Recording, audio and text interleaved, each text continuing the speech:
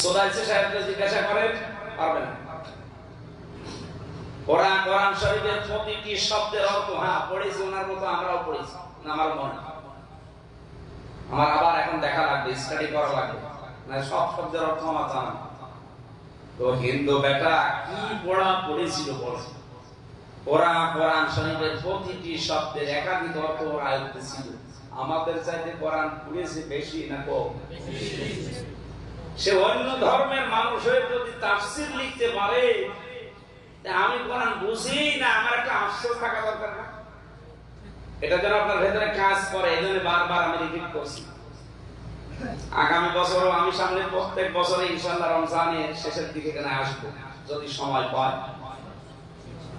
আসার পর আমি কিন্তু জিজ্ঞাসা করবো যে আপনি কোরআন বোঝেন কিনা। একটা সূরা ধরার পরে তার মৌলিক কি কথা আছে ওটা আমি জিজ্ঞাসা করবো, এখানে যদি থাকেন আপনি।